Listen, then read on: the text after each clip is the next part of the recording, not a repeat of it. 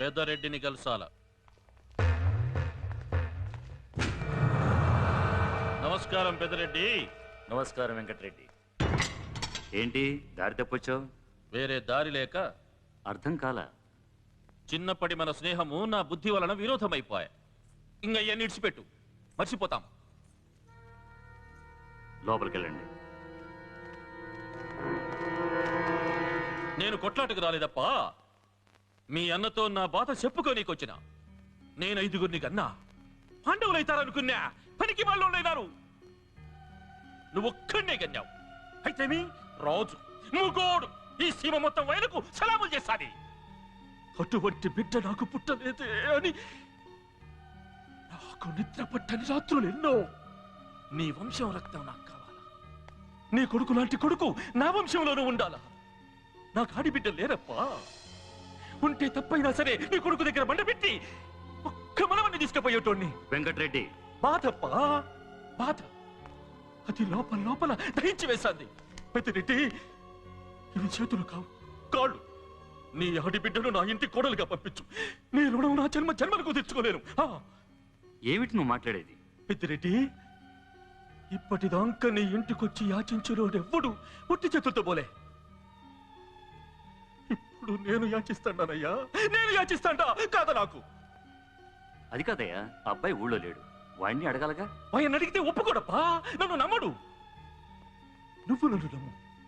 ఇందులో యా కుట్ర లేదు, యా మోసము లేదు.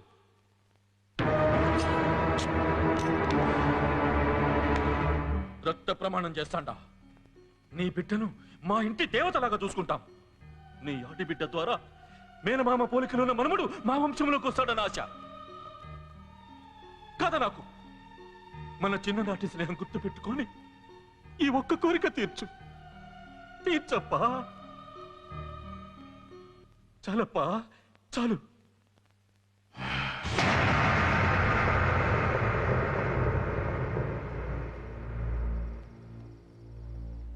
అడిగిన వారికి అన్నం దానం చేయొచ్చు, ఆస్తులు దానం చేయొచ్చు, కానీ ఆడపిల్లను దానం చేయకూడదు నాన్న. మీరు తప్పు చేశారేమో. నేనింతవరకు ఏ తప్పు చేయలేదు. ఇది తప్పు కాదని నా ఉద్దేశం.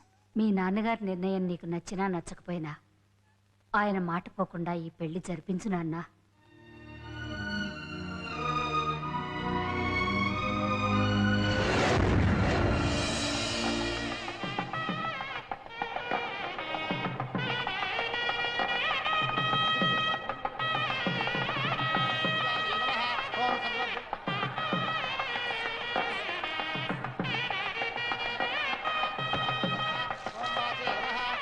ఆడపిల్ల తండ్రి ఎంత గొప్పోడైనా ఎవడో ఒకటి కాళ్ళు కడగాల్సిందే. ఏంటన్నా ఇది?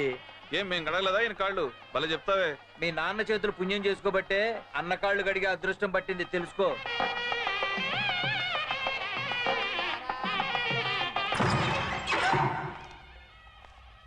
రమ్మన్నారంట.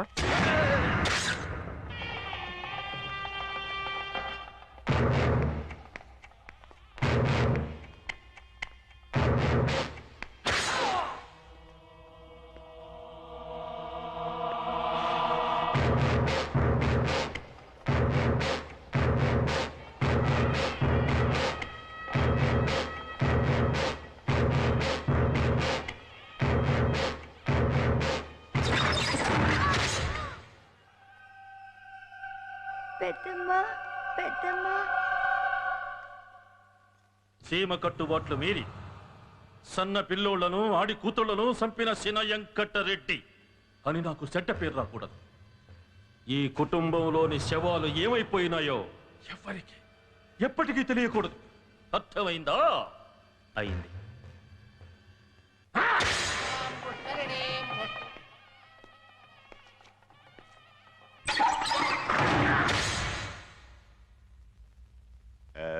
చీ.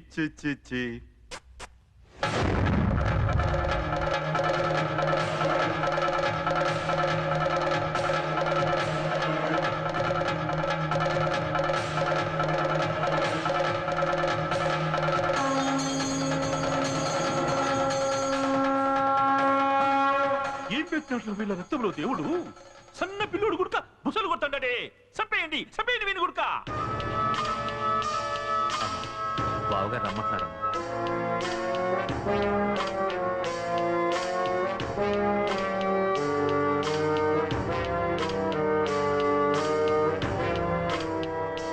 దేవి ఆ? అటెక్కడికమ్మా? బావ పిలిచారట. బావ అటున్నాడు కదమ్మా. ఓ అటు వెళ్ళారా? పదమ్మా. బాగున్నారా? పిలిచారా వెళ్ళి బావ? కూర్చోండి. లేదే.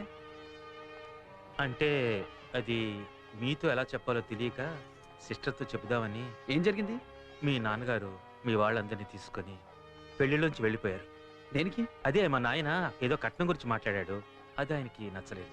అదేంటి మా నాన్న అలా తొందరపడరే? ఎందుకు తొందరపడరు? తొందరపడేగా ఈ సంబంధం ఒప్పుకుంది. సత్యరెడ్డి, నేను వెళ్ళి అమ్మనే నాన్నే తీసుకొస్తా. ఎంత 30 కిలోమీటర్లేగా.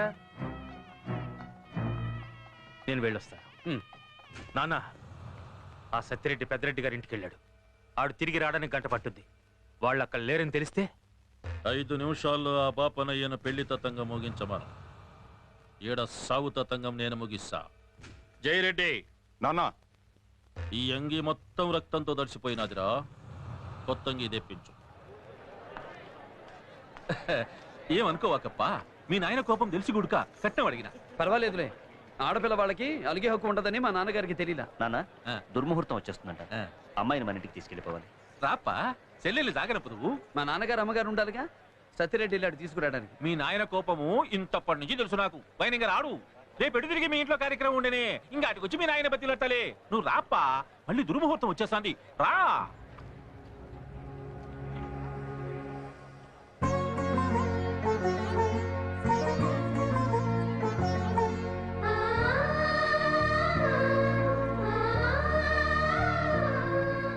మగాడన్నాక తప్పులు చేస్తాడు, ఒప్పులు చేస్తాడు. ఏదైనా తల్లిలా కడుపులో దాచుకోవాలి కానీ తలపోటు అవ్వకూడదు. గుర్తుంచుకో. గొప్ప చరిత్ర ఉన్న కుటుంబంలో పుట్టావు నువ్వు. చిన్న మచ్చ కూడా పడకుండా అత్తారింట్లో హాయిగా కాపురించి. రేయ్, పెద్ద ఆయన ఇక్కడ లేడు, కళ్యాణ మండపంలో లేడు. అక్కడ ఏదో జరుగుతాడు. పదండి. జిప్పులో బాంబులు ఉన్నాయిగా. నువ్వు పదరా.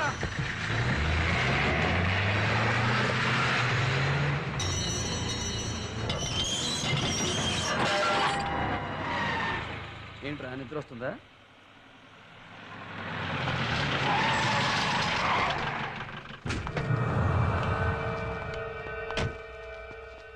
ఏమి చేతిలో కత్తితో వస్తాడారేమిటా అని అనుమానంగా చూస్తాడావే? నువ్వు మొగోనివి నా కొడుకుని నా ఇంటి ముందే చెప్పినావు. మేము కొచ్చాగాళ్ళము, అందుకే నమ్మించి నరికినా ఇదే కత్తితో. అర్థం కాలేదా? పెండ్లిలో నీ కుటుంబం మొత్తం సన్న పిల్లోనితో సహా అందరినీ నరికేసినా. ఇప్పుడు నిన్ను, నీ బిడ్డను, నీ బిడ్డని అందరినీ చంపచ్చా. నీ రక్తమే లేకుండా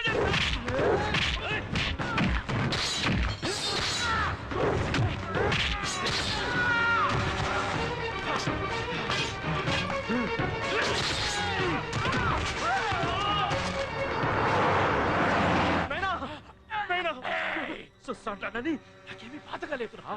ఒక మగోని కత్తికి బలైతాడని అది ఆనందంగా ఉంటుంది. చూడండి వాడిని ఏం నరుకుతాడరా వాడు. రే, వాని చెల్లెల్ని చంపాకండి. మేనమామ పొలికలున్న మగోడు మన వంశంలో పుడతాడు. ఈ సీట్ల వాడిని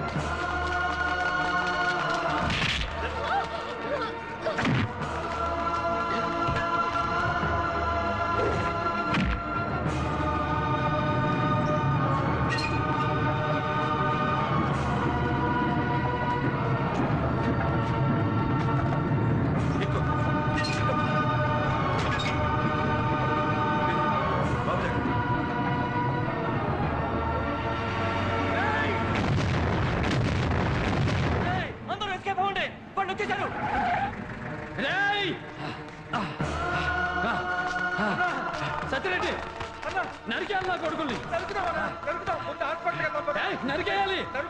ఎక్కడ నా కొడుకులు? నరికేయాలి నా కొడుకుల్ని.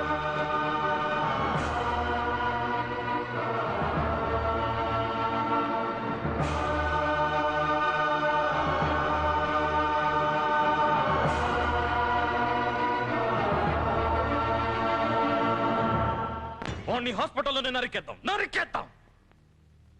ఎవరితోనైనా పెట్టుకోగాని వాడి అభిమానులతో పెట్టుకోవద్దు. ముక్కల కింద నరికేస్తారు. మొత్తం హాస్పిటల్ బయటే ఉన్నారు.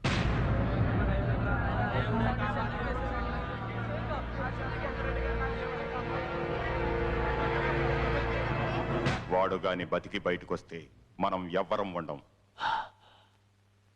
ఎంతైనా ఖర్చు పెడదాం, వాడు మాత్రం బ్రతకూడదు. లా అండ్ ఆర్డర్లో ఉన్న కొన్ని లూప్ హోల్స్తో వాడేమైపోయాడో ఎవరికీ తెలియకుండా చేయొచ్చు. హాస్పిటల్లోనే వాడిని అరెస్ట్ చేయిద్దాం. దానికి పోలీస్ ఫోర్స్ అరేంజ్ చేయండి. కేసుని ఢిల్లీ సుప్రీంకోర్టులో ఫైల్ చేయిద్దాం. ఆ కేసు ఎప్పటికీ హీరింగ్కి రాకుండా నేను చూస్తాను. భారతదేశంలోని అతి భయంకరమైన జైలు తీహార్. అక్కడే చచ్చే వరకు రిమాండ్లో ఉండిపోతాడు.